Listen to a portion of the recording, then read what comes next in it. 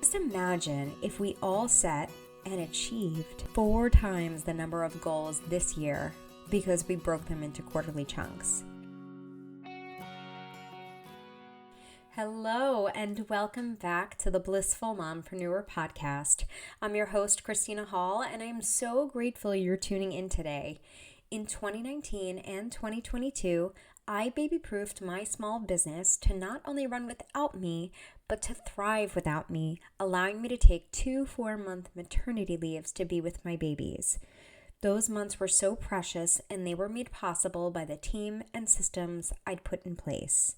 And now I'm on a mission to help you do the same.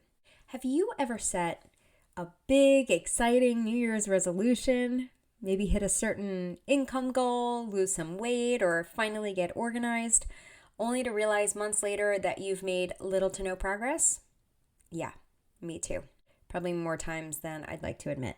It can feel frustrating and even defeating when we don't make the kind of headway we imagined, especially when we know we're capable of so much more. That's why this year, I'm going to try a slightly different approach to goal setting. I'm taking inspiration from some brilliant minds, including Ali Abdaal, Hormozi, and James Clear, and sharing how I'm using their advice to make 2025 my most productive, fulfilling year yet. So grab a cup of tea and maybe a notebook, and let's dive in. So I'd like to start with Ali Abdaal's concept of quarterly quests. Now, if you're not familiar, Ali is an entrepreneur and YouTuber who talks a lot about productivity and goal setting. If you haven't checked out his stuff, I highly recommend it. It's really fantastic. One of his biggest pieces of advice is to ditch the traditional annual goals in favor of 90-day goals, or what he calls quarterly quests. Here's why I love this idea. When we set annual goals, they often feel so far away, and we think, oh, I've got plenty of time to work on that. And then months go by without much progress. I've been there so many times setting big, ambitious goals in January, only to get to July and realize I haven't even started. But with quarterly quests, there's built-in urgency. 90 days is short enough to feel actionable, but long enough to make meaningful progress. Plus, life happens, right? As a mompreneur, I've learned that my priorities can shift throughout the year.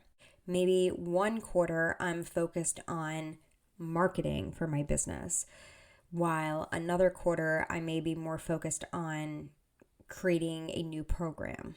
Quarterly quests allow me to adapt and stay aligned with what matters most in that season of my life. So let's take a concrete example.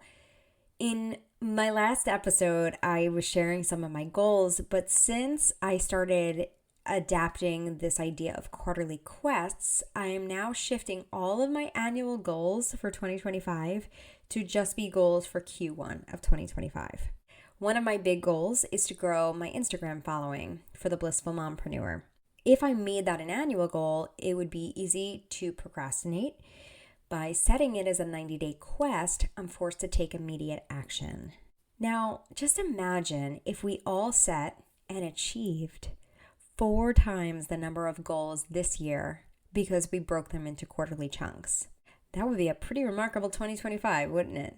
All right, now let's talk about Alex Hormozi. One of his key ideas around goal setting is that instead of focusing on the outcome of a goal, we should focus on the inputs.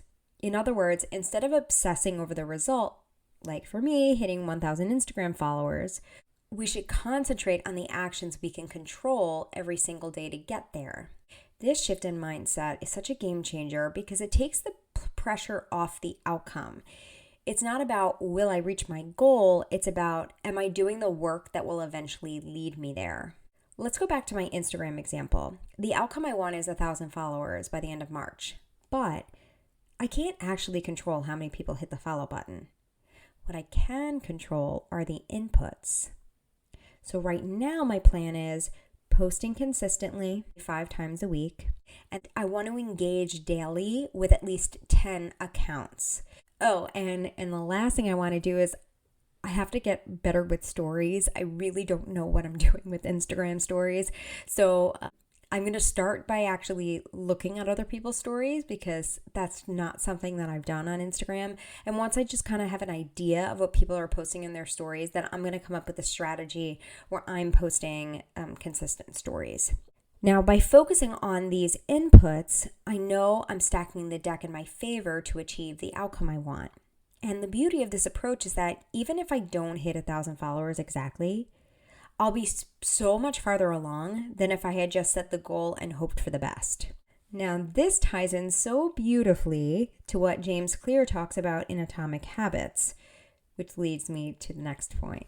If you've read Atomic Habits, you know James Clear is all about the idea that tiny, consistent actions can create massive change over time.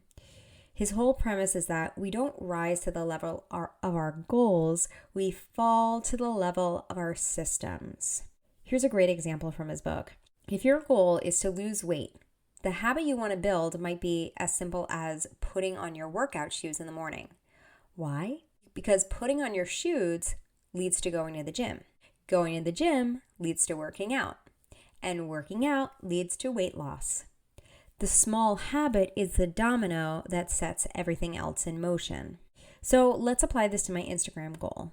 One of the habits I'm committing to is setting a timer and engaging with 10 accounts per day. And the reason why I want to set the timer is because I don't want to get sucked into the vortex of just doom scrolling, right? So I'm going to set a timer. I'm not exactly sure how long it's going to take. I'm going to have to try it out for a little while and see. I'm hoping that it's something I could do in like 10, 15 minutes. But once I start doing it, I may realize that it takes more like 20 minutes, right?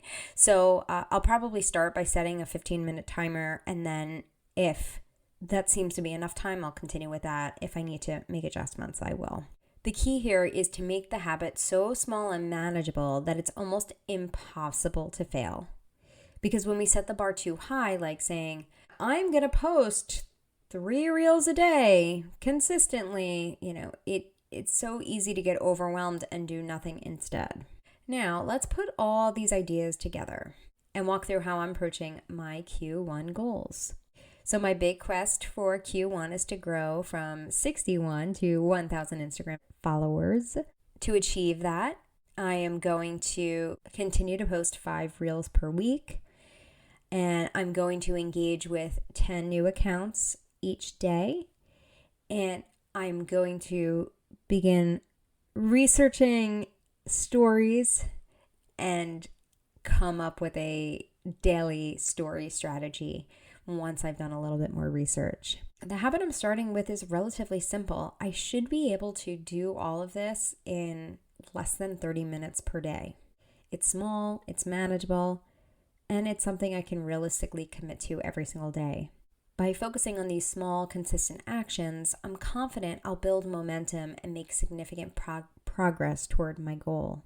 All right, now it's your turn. Here's how you can apply this process to your own goals for Q1. So pick one big goal that you originally were going to try to achieve in the next year, and you're just going to cut it down to achieving it in 90 days. Define your daily inputs. So break that goal down into specific actions you can control. And I'll be honest, I use ChatGPT for this.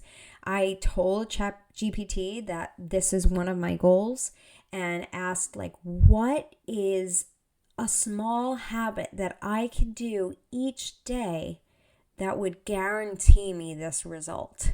So you can just flat out ask ChatGPT and get some input as to what is going to make the most significant difference and bring you closer to your goal.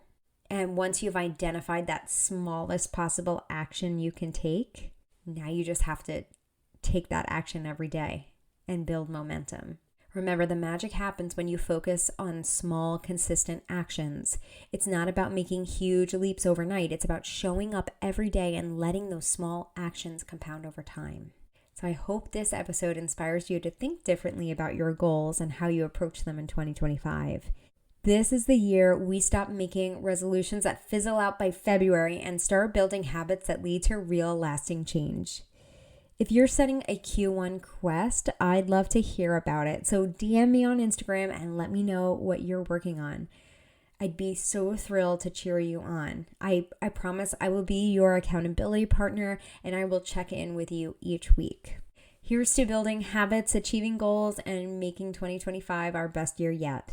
And if you're pregnant and planning for maternity leave, don't forget to grab my free 6-step maternity leave planning guide. It covers everything from how much time to take off to creating a financial plan.